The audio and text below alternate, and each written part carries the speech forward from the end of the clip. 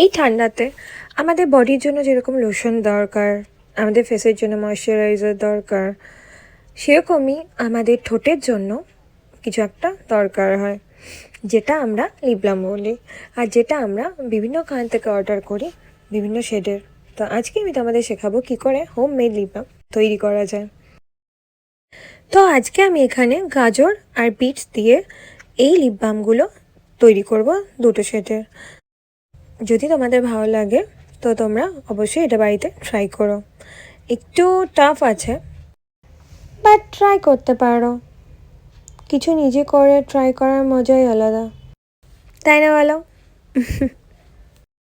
তো প্রথমে আমি বিটটাকে গ্রাইন্ড করে এটা বার করে নিলাম। তারপরে আমি এটার মধ্যে মেশালাম নারিয়েল তেল আর ভেজলিন। তারপর আমি এটাকে ভালো করে কিছুক্ষণ ধরে বয়েল করে নিলাম, অনেকক্ষণ বয়েল করে নেওয়ার পরে এটাকে আমি ঠান্ডা হতে একটা বলে রাখলাম। এবার আমি গাজরটা নিলাম, গাজরটা সেমভাবে আমি গ্রাইন্ড করে নিয়ে সেটাকে আমি একটা বলে এটার রসটা আমি রাখলাম। তো সেমভাবে এটাতেও আমি নারকেল তেল আর ভেজলিন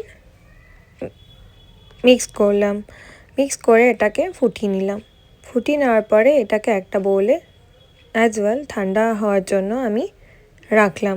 সেমভাবে একটা বলে আমি এটাকে ঠান্ডা হওয়ার জন্য রাখলাম। এবার আমি এটার মধ্যে ভিটামিন ই ট্যাবলেট মেশাবো, দুটোতেই দুটো মেশালাম। তারপর আমি ভাবলাম যে আরও একটা মিশিয়ে দিই দুটোতে হাফ হাফ করে, তো সেটা আমি করলাম। ভিটামিন ই সব কিছুর জন্যই খুব ভালো। তারপর আমি এটাকে আবার ফোটালাম, ফুটিয়ে আমি এটাকে এর মধ্যে রাখলাম। তো দেখো এটার মধ্যে এঁটে গেছে। নেক্সট আমি এই গাজরেরটাকেও আমি সেম প্রসেসে ফোটালাম ভিটামিন ই ইউজ করার পরে। তারপর দেখো এরকম বেরিয়েছে। এটাকেও আমি সেমভাবে এটার মধ্যে রাখলাম। তো দুটোই আমার তৈরি হয়ে গেল। এবার এটাকে আমি ফ্রিজে রাখবো। তো ফ্রিজ থেকে বার করা হয়ে গেছে। দেখো এটা ভীষণই ভালো হয়েছে।